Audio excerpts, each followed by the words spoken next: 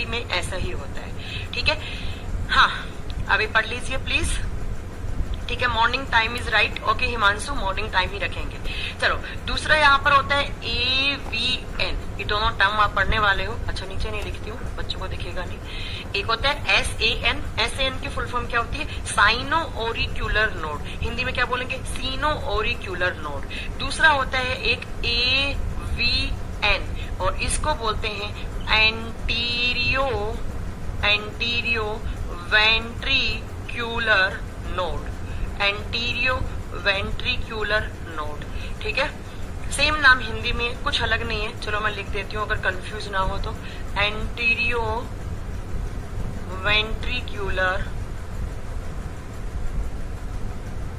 Ventricular node. देखो, ये दोनों क्वेश्चन पूछे जाते हैं। यस, कैपिलरीज में मिक्स्ड ब्लड होता है। हम आगे पढ़ाएंगे आपको हिमांशु, डोंट वरी प्लीज, आप टीचर पे ट्रस्ट बनाए रखें, आपके सारे डाउट क्लियर हो जाएंगे अपना आप। प्रेमलता नीनामा, ओके, मैंने आपका नाम ले लिया है, ठीक है। चलो देखिए, ज्योति आपका वेलकम है, अगर आपकी फर्स्ट क्लास है तो। देखिए, अब देखिए SAN AVN, ये दो टर्म होते हैं हमारे। देखो, ये इतना ज्यादा डिटेल में तो कभी नहीं पूछता है, बट कभी कोई पूछ ले जाता है, तो देख लीजिए अब, है ना। तो कभी क्वेश्चन आ ही जाए तो मुझे तो बताना है, मेरा काम तो क्वेश्चन आते हैं कि SAN कहाँ होता है और क्या होता है, AVN कहाँ होता है। होगा तो हमारे हार्ट में ही होगा, क्योंकि बात किसकी कर रहे हैं हम? हार्ट की बात कर रहे हैं। तो ऑब्वियसली बात है, जितनी भी चीज पढ़ेंगे वो सारी कहाँ होंगी? हार्ट के अंदर होंगी, ठीक है। नहीं, इस टाइम नहीं होंगी आलोक, मॉर्निंग में ही क्लास होंगी आपकी। देखिए, तो SAN क्वेश्चन आता है, SAN कहाँ होता है आपको बताना है। SAN यहाँ पे, ये कौन सा चैम्बर है? तो ये कौन सा चैम्बर लिखूं मैं? Right Oracle. तो आपसे पूछा जाए साइनो ओरिक्यूलर नोड किस चैम्बर में होती है। एक्चुअली ये होता क्या है, बहुत पतली पतली मसल्स का एक क्लस्टर बना हुआ एक गांठ जैसी स्ट्रक्चर होती है, जिसको हम SAN या साइनो ओरिक्यूलर नोड के नाम से जानते हैं। और इसी चैम्बर में नीचे की साइड यहाँ पर होता है आपका AVN।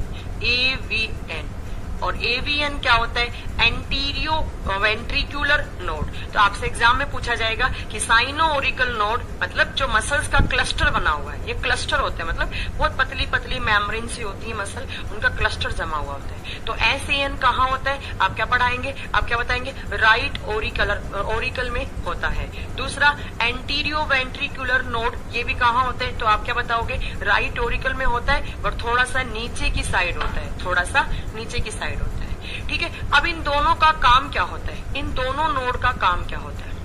देखिए, मैंने आपको एक सेंटेंस बोला था अभी कि जब भी हमारे हार्ट के अंदर ब्लड आता है तो पहले किस में आता है? ओरिकल्स में आता है। और ओरिकल से कहाँ आता है? वेंट्रिकल में आता है। किसके थ्रू आता है? तो मैंने आपको पढ़ाया था, यहाँ पे क्या होता है? ट्राइकस्पिड वॉल्व, यहाँ क्या होता है? Bicuspid valve. तो मान लीजिए यहाँ पे ब्लड आ गया, यहाँ पे ब्लड आ गया, है ना। अब क्या होते हैं? ये दोनों ओरिकल्स कॉन्ट्रैक्ट करते हैं। कॉन्ट्रैक्ट करना समझ लो, ऐसे कोई भी चीज ऐसे आपका आपस में आकर पूरी एकदम अंदर की साइड खिंच रही है। जब आपका हार्ट, इसी को पंपिंग बोलते हैं, ध्यान से सुनिएगा, इसी को ही पंपिंग बोलते हैं, ठीक है। तो आपका हार्ट जब कॉन्ट्रैक्ट करेगा, कॉन्ट्रैक्ट का मतलब है वो सिकुड़ेगा। सिकुड़ने का मतलब है जब ये दोनों ओरिकल सिकुड़ेंगे तो सारा का सारा ब्लड कहाँ आ जाता है? हमेशा वेंट्रिकल्स में आ जाता है। तो इन ओरिकल्स को सिकुड़ने के लिए जो एनर्जी चाहिए होती है, तो वो एनर्जी कौन प्रोवाइड करता है? वो SAN और वो AVN करती है, ठीक है। हार्ट को कॉन्ट्रैक्ट करने के लिए जो एनर्जी की रिक्वायरमेंट होती है, मैंने आपको पढ़ाया है कि किसी भी चीज को, किसी भी काम को करने के लिए हमें किसकी रिक्वायरमेंट होती है? ऊर्जा या एनर्जी की रिक्वायरमेंट होती है। तो हार्ट को कॉन्ट्रैक्ट करने के लिए भी आपको किसकी रिक्वायरमेंट पड़ेगी? ऊर्जा की रिक्वायरमेंट पड़ेगी, क्योंकि वो भी क्या है? वो भी एक प्रोसेस है, और प्रोसेस को करने के लिए क्या चाहिए होगा? हमें काम चाहिए होगा, हमें ऊर्जा चाहिए होगी, ठीक है। तो हार्ट को कॉन्ट्रैक्ट करने के लिए जो एनर्जी होती है वो कौन देता है? साइनो ओरिक्यूलर नोड और एंटीरियो वेंट्रिक्यूलर नोड। तो कभी भी एग्जाम में क्वेश्चन आए कि जो ऊर्जा जो अपना हार्ट कॉन्ट्रैक्ट करता है, जिसके कारण बीटिंग होती है, तो उसमें ऊर्जा मतलब जो एक्शन पोटेंशियल होता है, जो काम करने की ऊर्जा है, कहने का मतलब है एक्शन पोटेंशियल, वो कौन देता है? तो आप बताएंगे साइनो ओरिक्यूलर नोड और एंटीरियो वेंट्रिक्यूलर नोड दोनों प्रोवाइड करवाते हैं, ठीक है। इतना आप याद रखेंगे। चलो नेक्स्ट देखो, तो ये दोनों टर्म आपको समझ में आ गए हैं। क्लियर है? अब देखो, ये जो एंटीरियो वेंट्रिकुलर नोड होती है, इससे आगे चलकर बहुत पतली पतली मसल्स का फाइबर निकला हुआ होता है। अच्छा, एक चीज और बताना मैं भूल गई कि ये जो आपका SAN होता है, जो साइनो ऑरिकुलर नोड होता है, इसका एक नाम और भी होता है, इसको पेस मेकर नाम से जाना जाता है। इसको पेस मेकर नाम से भी जाना जाता है। तो कभी एग्जाम में आपसे पूछा जा सकता है, 2 क्वेश्चन बन सकते हैं आपके यहाँ से। आपसे क्वेश्चन पूछेगा कि पेस मेकर किस नोड को कहा जाता है। आप क्या बताओगे? साइनो ऑरिकुलर नोड को पेस मेकर के नाम से भी जाना जाता है। या कभी कभी एग्जाम में क्वेश्चन पूछता है इनडायरेक्टली कि पेस मेकर हार्ट के कौन से चेम्बर में होता है। अब बताओ, पेस मेकर किसको बोला है हमने? SAN। और ये किस चेम्बर में है? ये राइट ओरिकल में होता है। ये कहाँ होता है? राइट ओरिकल में। तो आप क्या बताओगे? पेस मेकर या साइनो ऑरिकुलर नोड दोनों कहाँ होते हैं? तो दोनों कहाँ पे बताएंगे आप? राइट ओरिकल में होते हैं। अब अगली बात मेरी ध्यान से सुनिएगा, जो हमारा एंटीरियो वेंट्रिकुलर नोड होता है, जो हमारा AVN नोड होता है, इससे छोटी छोटी मसल्स के फाइबर निकले हुए होते हैं। ठीक है, इससे छोटी छोटी मसल्स के फाइबर निकले हुए होते हैं ऐसे। इससे ऐसे मसल्स का बहुत सारा फाइबर, ऊपर वाले दोनों यहाँ पर इन दोनों चैम्बर्स के अंदर। और ये चैम्बर्स कौन से हैं? तो ये हमारे ऑरिकल्स हैं। ठीक है मैम, ये जो साइनो ऑरिकुलर नोड है, इससे बहुत सारे मसल्स के फाइबर निकले हुए होते हैं, बहुत पतले।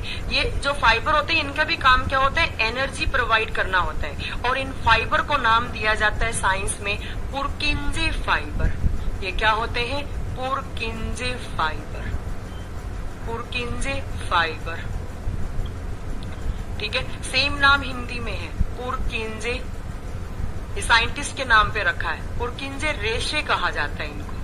ठीक है, पुरकिंजे रेशे।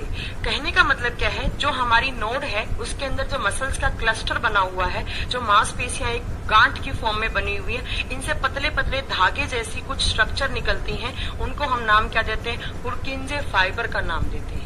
एग्जाम में आपसे क्वेश्चन क्या पूछ सकता है कि पुरकिंजे फाइबर किस ऑर्गन से रिलेटेड टर्म है? आप क्या बताएंगे? हार्ट से। या पूछेगा कि जो पुरकिंजे फाइबर हैं, वो कौन सी नोड द्वारा बनाए जाते हैं या कौन सी नोड से निकलते हैं? तो आप क्या बताएंगे? किस नोड से निकलते हैं? AVN, atrio ventricular node. Atrio ventricular node से निकलते हैं।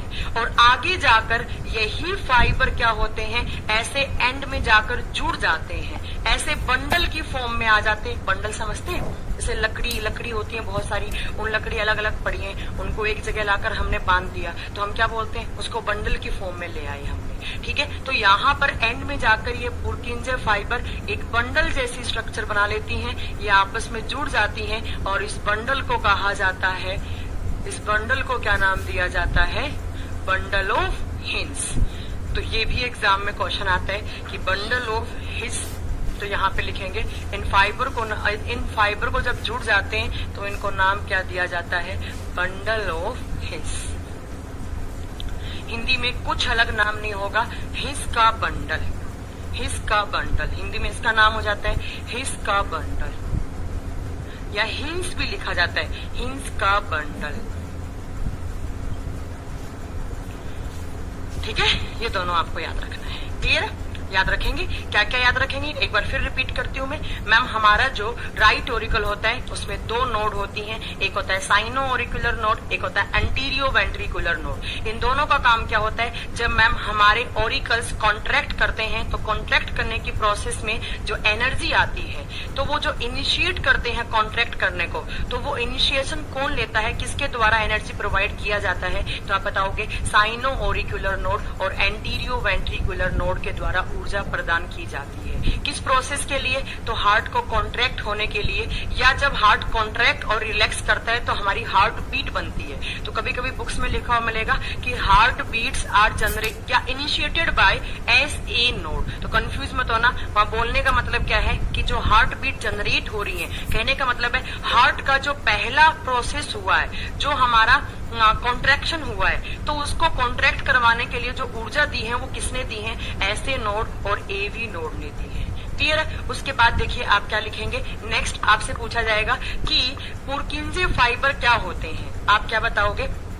कि एवी नोड से जो पतली पतली मसल्स निकलती हैं उनको हम पुरकिंजे फाइबर का नाम देते हैं, और एंड में जाकर ये पुरकिंजे फाइबर आपस में जुड़कर पूरी एक बंडल की फॉर्म में आ जाती हैं, जिनको हम नाम क्या देते हैं, bundle of hints, bundle of hints. अब बताइए मुझे, इतना आपको समझ में आ गया तो अब हम आगे चलते हैं।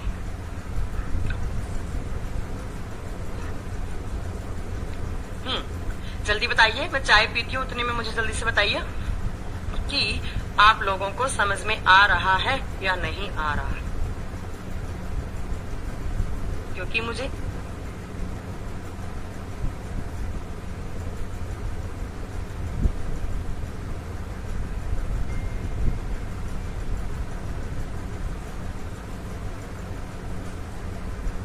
हाँ जल्दी बताइए।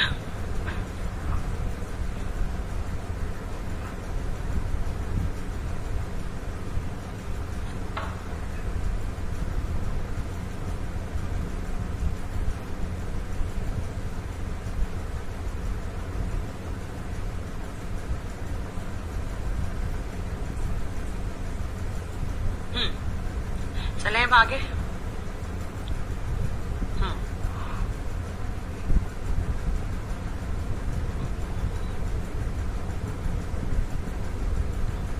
Okay Sunil, Nilesh okay, Ankita Chaudhary okay. अच्छा, वैसे मैं आप लोगों को एक बात बता रही हूँ कि अगर कोई बच्चा हिंदी मीडियम में बहुत अच्छे नोट्स बना रहा है तो प्लीज वो मुझे सेंड कर दे। अगर आप हिंदी मीडियम में बहुत अच्छे नोट्स बना रहे हैं, या इनफैक्ट आप अगर इंग्लिश मीडियम में भी बहुत अच्छे नोट्स बना रहे हैं, एक एक बात अगर आप यस यस हीरा मोदी, आपका आंसर यस है। तो अगर आप हिंदी और इंग्लिश में अच्छे नोट्स बना रहे हैं तो प्लीज आप लोग मुझे भी भेजने की कृपा करें, ताकि मैं उसकी प्रूफ रीडिंग करके मैं भी आगे बच्चों को देती रहूं। क्योंकि मेरा क्या है, मैं क्या हर बैच में कुछ अपडेट करके अपने आप को मैं पढ़ाती हूँ। जैसे मैंने इससे पहले बैच में पढ़ाया होगा तो मैंने कुछ कम चीजें बताई होंगी, कुछ और चीजें मैंने अपने आप में अपडेट करी है। क्योंकि इंसान की सीखने की कोई उम्र नहीं होती बेटा, किसी भी उम्र में इंसान कुछ भी सीख सकता है। कभी कभी ऐसा होता है मैं क्लास में बच्चों से सीख जाती हूँ बहुत सारी चीजें, है ना। तो प्लीज आप लोग मुझे भेजने की कृपा करें।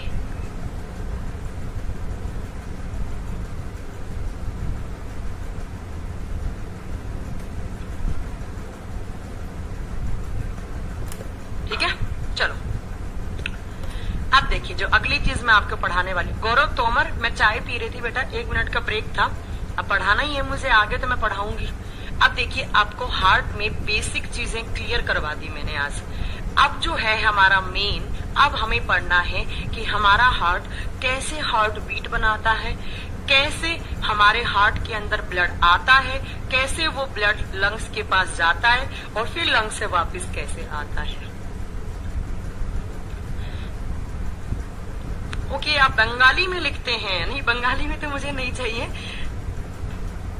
हाँ, नोट्स में रेप्टाइल्स में अगर 2 चैम्बर लिखा हुआ है तो वो गलत लिखा हुआ है। मैंने कहा है बच्चे कुछ एक्स्ट्रा ऐड करने के चक्कर में हमेशा गलत लिख लेते हैं नोट्स में। मैंने पढ़ाया होगा कि 2 चैम्बर मछलियों में होते हैं, ध्यान से सुना नहीं होगा। तो वसीद या फिर जितने भी बच्चे हैं जिनको नोट्स मिले हैं वो सही कर लेना अगर गलत लिखा हुआ है। मैं बता देती हूँ, नोट्स मेरे लिखे हुए नहीं है, बच्चों के हैं, तो हो जाता है कभी कभी गलती। और मैं आप लोगों को एक बात प्रेफर करूंगी कि मैं पढ़ाती इतना बेसिक तरीके से हूँ तो आप पीडीएफ मत किया करें, आप खुद अपने हाथ से नोट्स बनाया करें। क्योंकि बहुत सारे बच्चे हैं जो अपने हाथ से नोट्स बनाते हैं, और ट्रस्ट करो मेरी बात का, अगर आपने एक बार अपने हाथ से नोट्स बना लिए तो आप लोगों को एग्जाम में बार बार आपको साइंस पढ़ने की रिक्वायरमेंट नहीं पड़ेगी। खुद के नोट्स होंगे तो कभी भी आप पढ़ लेंगे उनको। ठीक है, चलिए अब पढ़ते हैं आगे। अब देखिए जो आपका नेक्स्ट चैप्टर है, मतलब चैप्टर का मतलब तो क्या है, चैप्टर का मतलब है इसी चैप्टर का पार्ट। नेक्स्ट आपकी हेडिंग होगी ब्लड सर्कुलेशन। नेक्स्ट है आपका ब्लड सर्कुलेशन।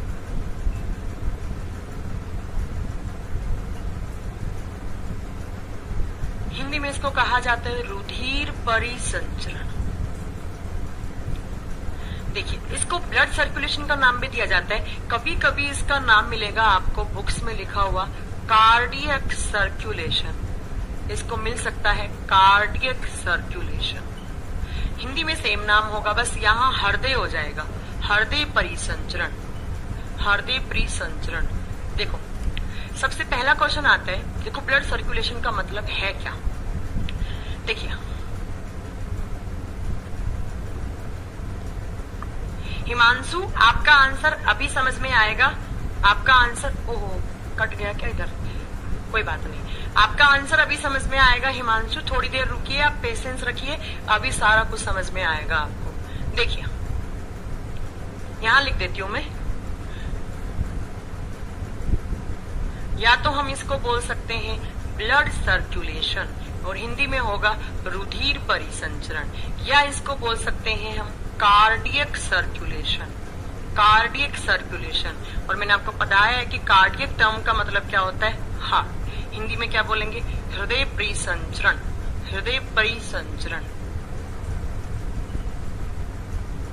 ठीक है, देखिए कार्डियक सर्कुलेशन का मतलब क्या है। मैंने बोला है कि हमारा हार्ट का काम क्या होता है, ब्लड को पंप करना, और पंप करके किसके पास ट्रांसफर करना, हमारे लंग के पास, हमारे फेफड़ों के पास ट्रांसफर करना।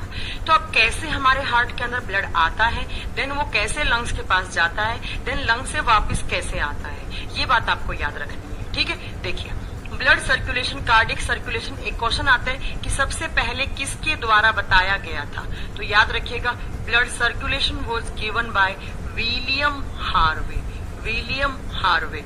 सबसे पहले जो ब्लड सर्कुलेशन है जो मैं आपको अभी पढ़ाने वाली हूँ वो कौन से साइंटिस्ट ने बताया था, तो आपको बताना है विलियम हार्वे ने बताया था, विलियम हार्वे ने। और ईयर पूछी जाए तो इन 1758, इन 1758, क्लियर है, 1758 में सबसे पहले विलियम हार्वे जी ने क्या बताया कि कैसे हमारे हार्ट के अंदर ब्लड आता है, कैसे जाता है, वही चीज मैं आपको पढ़ाने वाली हूँ। ठीक है, अब मैं यहाँ से इसको रब कर देती हूँ क्योंकि मुझे पूरा बोर्ड की रिक्वायरमेंट है यहाँ पे, यही आपको सारा आराम से पढ़ना है। ध्यान से मोबाइल के साथ बने रहिए, पूरा का पूरा आपको समझ में आएगा। देखिए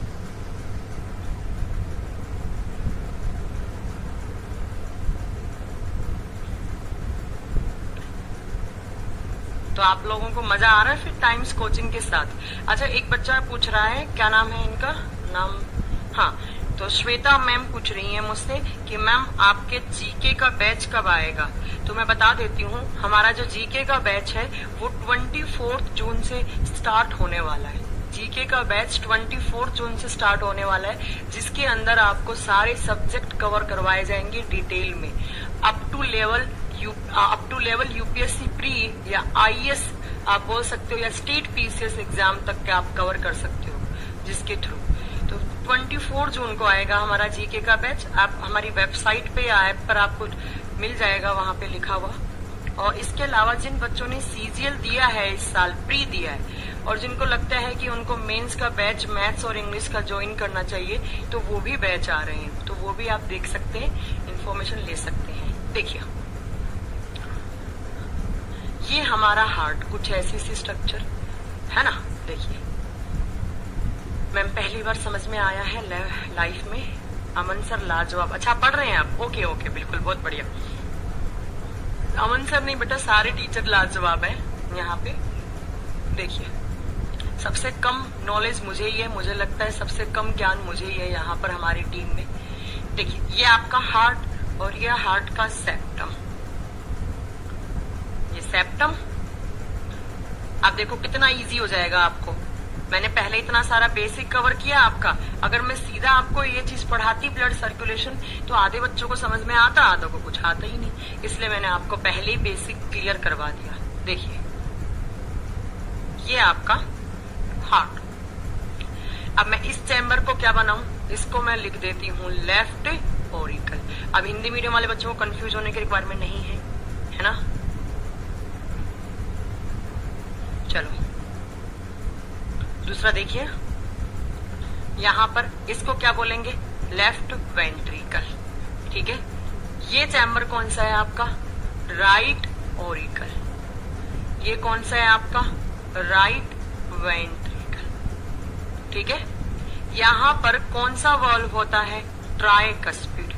यहां पे कौन सा होता है, बाइकस्पिड।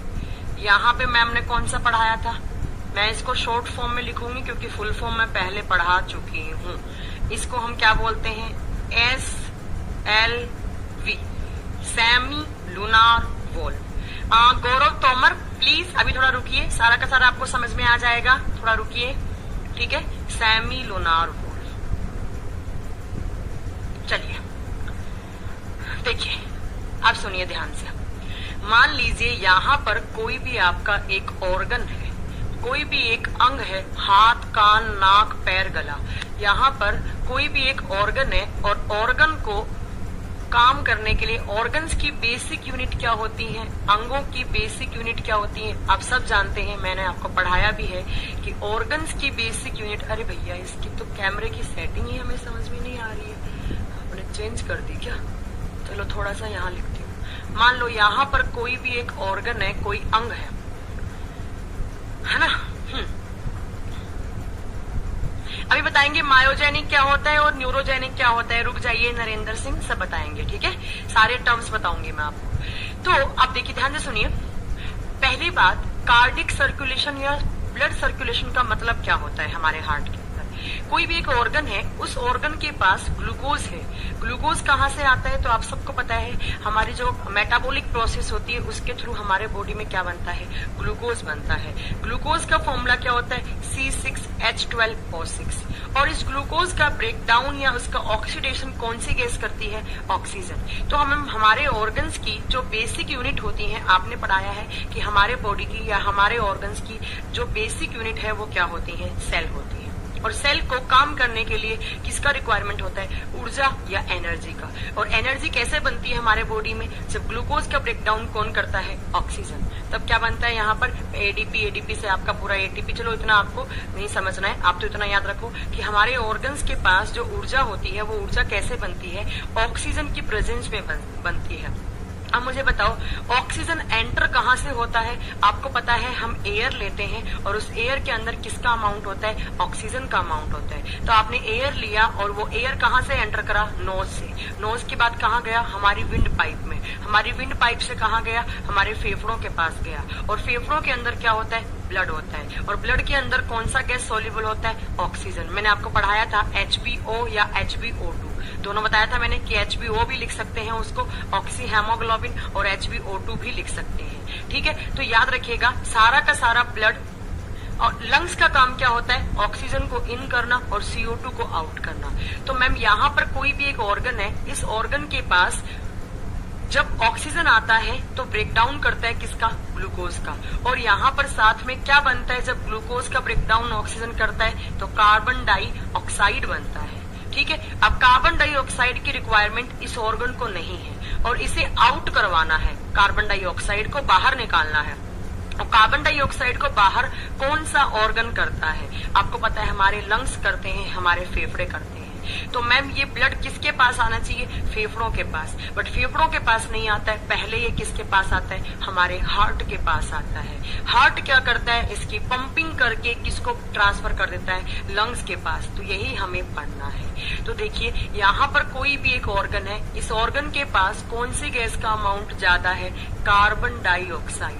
और मैंने आपको एक सेंटेंस समझाया है कि याद रखिएगा, हमारे बॉडी में जो ब्लड होता है वो किसकी तरह काम करता है, एक सर्कुलेटरी ऑर्गन की तरह काम करता है। और उसके अंदर कौन सी गैस सोल्यूबल होती है, ऑक्सीजन CO2 दोनों होती है। और ऐसा ब्लड जिसके अंदर CO2 होता है उसको हम क्या बोलते हैं, डीऑक्सीजनेटेड ब्लड, कार्बन डाइऑक्साइड युक्त रुधिर, ठीक है। तो मैम इस ऑर्गन के पास कार्बन डाइऑक्साइड है और ये कार्बन डाइऑक्साइड किस में मिलेगी, ब्लड के अंदर। और ऐसा ब्लड जिसके अंदर कार्बन डाइऑक्साइड होता है उसको हम क्या बोलते हैं, इम्प्योर ब्लड या अशुद्ध रुधिर।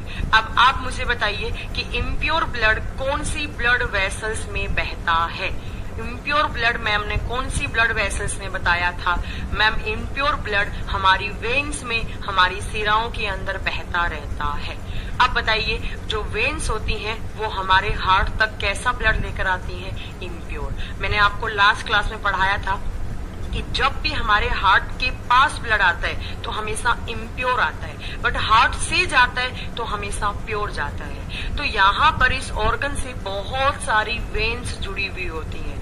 बहुत सारी सिराएं जुड़ी हुई होती हैं और वो छोटी छोटी छोटी वेन्स होती हैं। वो छोटी छोटी वेन्स लाकर ब्लड किसको देती हैं? सबसे बड़ी वेन को, लार्जेस्ट वेन को। और लार्जेस्ट वेन का नाम क्या बताया था मैंने? Vena cava. और वेना कावा कितनी होती हैं?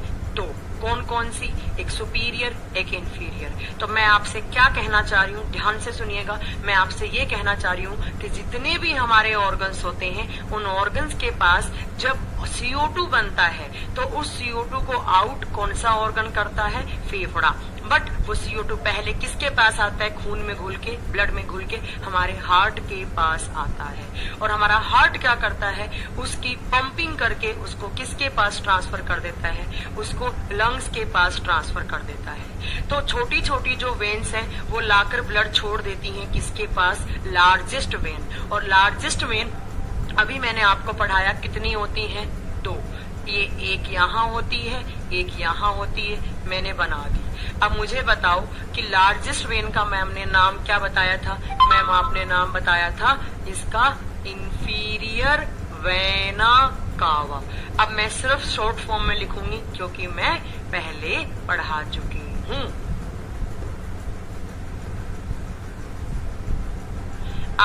सिद्धार्थ आनंद, मैं आपका यहाँ पे थोड़ा सा आपको करेक्ट करना चाहूंगी कि जो वार्नर एंड जो आपका वार्नर जो साइंटिस्ट आपने पढ़ा है, उन्होंने सिर्फ प्रोस्पेक्टस दिया था। उन्होंने सिर्फ प्रोस्पेक्टस दिया था।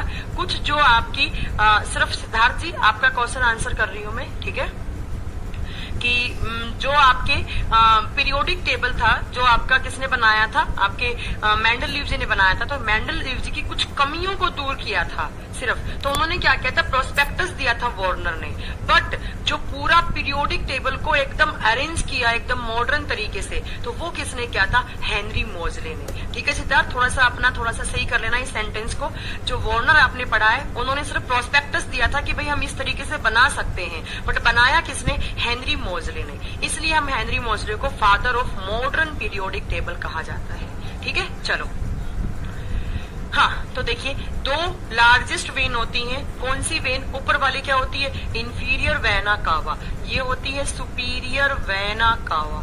और ये दोनों किस चैम्बर से जुड़ी हुई है? तो मैम ये राइट ऑरिकल से जुड़ी हुई है। अब मुझे बताओ, जो जितने भी सारे ऑर्गन्स थे उनसे कैसा ब्लड आ रहा है? अभी तक मैं कैसे खून की बात कर रही हूँ, मैंने ऑक्सीजन का बात यहाँ पे नहीं किया है। ठीक है, मैंने यहाँ पर ऑक्सीजन का बिल्कुल भी बात नहीं किया है। मैंने सिर्फ किसका बात किया है? CO2 का बात किया है। तो जितना भी इम्प्योर ब्लड है CO2 वाला, वो सारे के सारे ऑर्गन से किसके पास आता है? वेन्स के पास आता है। छोटी छोटी वेन लेकर आती हैं। और छोटी छोटी वेन जो होती हैं वो किसके पास लाती हैं? लार्जेस्ट वेन के पास लाती हैं। सबसे बड़ी सिरा या महासिरा के पास लाती हैं। और लार्जेस्ट वेन क्या होती है? Vena cava. कितनी? दो। किस चैम्बर से? Right auricle. तो यहाँ पर अभी मैम ने किस ब्लड की बात की है? यहाँ से जो खून आ रहा होगा ऐसे, उस खून के अंदर कौन सी गैस आ रही होगी? तो मैम उस खून के अंदर CO2 वाली गैस, CO2 गैस आ रही होगी। और ऐसा ब्लड जिसके अंदर CO2 का अमाउंट ज्यादा होता है उसको हम डीऑक्सीजनेटेड ब्लड, या हम उसको किस नाम से जानते हैं? या उसको हम इम्प्योर ब्लड के नाम से जानते हैं। तो अब मुझे बताइए कि सारा का सारा यहाँ पर जो ब्लड आया होगा, मैं उसको क्या लिखूं? CO2 लिख दिया मैंने, तो आपको वैसे क्लियर हो जाएगा। अब क्वेश्चन आता है कि इम्प्योर ब्लड, देखो साथ में मैं आपके क्वेश्चंस भी क्लियर करवाती हुई चल रही हूँ। आपसे पूछा जाएगा कि इम्प्योर ब्लड सबसे पहले किस चैम्बर में आता है? तो आप क्या बताएंगे? इम्प्योर ब्लड सबसे पहले राइट ऑरिकल में आता है, दाएं आलिंद में आता है। क्लियर है? और राइट ऑरिकल में कौन लेकर आया? Largest vein. कौन कौन सी? Inferior vena cava and superior vena cava. ठीक है, अब क्या होगा? आपका जो राइट ऑरिकल है वो भर जाएगा। ठीक है, जब राइट ऑरिकल भर जाएगा तो हमारा हार्ट कॉन्ट्रैक्ट करता है। अभी मैंने बताया था, एक होता है साइनो ऑरिकुलर नोड, एक होता है एंटीरियो वेंट्रिकुलर नोड। वो क्या देंगी? एनर्जी देंगी। किस चैम्बर को देंगी? राइट ऑरिकल को।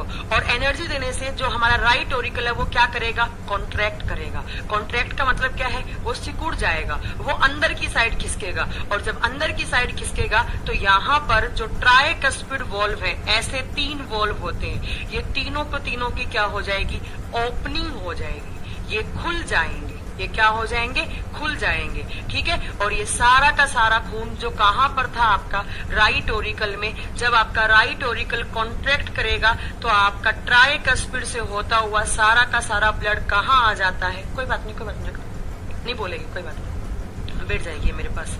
ठीक है, देखिए तो सारा का सारा ब्लड कहाँ आ जाता है, राइट वेंट्रिकल के अंदर आ जाता है। ठीक है, अब ध्यान से सुनिए। हाँ नितिन तिवारी, आप क्या बोल रहे हैं मैम, पीडीएफ डाउनलोड नहीं हो रही है। बेटा पीडीएफ डाउनलोड हो रही है, जब आप डाउनलोड के ऑप्शन पे जाएंगे तो जब आप डाउनलोड करेंगे तो डाउनलोड आपके ऑटोमेटिकली आपके फोन के डाउनलोड्स में सेव हो जाता है। अब वहां से अपनी पीडीएफ आपको मिल जाएंगी। ठीक है, और अगर नहीं मिलती है तो मैंने आपको अमन सर का नंबर दिया था, तो आप उनको मैसेज कर सकते हैं, उनको टेलीग्राम पे एक ग्रुप बना हुआ है, उससे भी आप ले सकते हैं। क्लियर है, चलो तो देखिए जब हमारे राइट ऑरिकल में ब्लड आया और राइट ऑरिकल जब भर गया ब्लड से, तो सारा का सारा जब आपके राइट ऑरिकल को एनर्जी मिली, एनर्जी किससे, SAN और AVN से एनर्जी मिली, उनको एक्शन पोटेंशियल मिला, काम करने की ऊर्जा मिली, तो ये चैम्बर क्या किया, कॉन्ट्रैक्ट किया। कॉन्ट्रैक्ट करने से सारा का सारा ब्लड ट्राइकस्पिड खुल गया और ट्राइकस्पिड से सारा का सारा ब्लड किस चैम्बर में आ गया, ये कौन सा चैम्बर है, राइट वेंट्रिकल। ये कौन सा चैम्बर है मैम, दायां नीले। और दायां नीले के अंदर कौन सा वॉल्व बनाया है मैम ने, सेमी लूनार वॉल्व। अब एक बच्चे ने पूछा था मुझसे, शायद हिमांशु नाम का लड़का था, वो कह रहा था कि मैम इसका काम क्या होता है। स्टमक 3 पार्ट में डिवाइडेड होता है बेटा, अजय स्टमक 3 पार्ट में डिवाइडेड रहता है। ठीक है, तो सेमी लूनार वॉल्व किस चैम्बर में है, राइट वेंट्रिकल। बेटा आप लोग कोशिश करा करें प्लीज कि जो चैप्टर पढ़ाया जा रहा है उसी के डाउट पूछे जाए उसी क्लास में।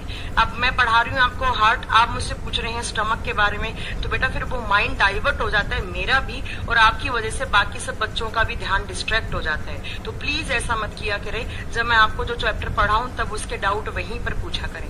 क्लियर है, तो सारा का सारा ब्लड कहाँ आ गया, राइट वेंट्रिकल में। अब मैंने आपको पढ़ाया था कि राइट वेंट्रिकल से कौन सी आर्टरी जुड़ी हुई होती है, तो ऐसी आर्टरी जिसके अंदर हमेशा इम्प्योर ब्लड रहता है। और कौन सी आर्टरी होती है, तो इसका नाम बनाना है आपको ऐसे, पल्मनरी आर्टरी। अब मैंने बताया था कि पल्मनो, चलो मैं यहाँ लिखती हूँ, इसको मैं क्या दिखाऊं, इसको मैं दिखाती हूँ, चलो इसको नहीं, पहले इसको मैं पूरा बनाती हूँ। मैंने आपको बताया था कि पल्मनरी जो आर्टरी होती है वो, पल्मनो का मतलब क्या होता है, यहाँ पर पल्मनो का मतलब मैम साइंस में आपने बताया था कि पल्मनो लंग्स को कहा जाता है। तो बिल्कुल सही कहा मैंने, फेफड़ों को पल्मनोलॉजी, फेफड़ों की स्टडी होती है और साइंस में फेफड़ों को पल्मनोटर्म दिया जाता है। और यहाँ पे आपके फेफड़े जो 2 होते हैं, लंग्स, और लंग्स को हिंदी में फुफ्फुस कहा जाता है। तो इस आर्टरी का नाम क्या बनाया जाए, इस आर्टरी को मैं लिख देती हूँ यहाँ पर पल्मनरी आर्टरी, पल्मनरी आर्टरी। और हिंदी में क्या याद रखेंगे आप, हिंदी में मैंने बोला है फुफ्फुसीय धमनी, फुफ्फुसीय धमनी। और ये एक ही ऐसी धमनी है हमारी बॉडी में जिसमें हमेशा कैसा ब्लड रहता है, तो कैसा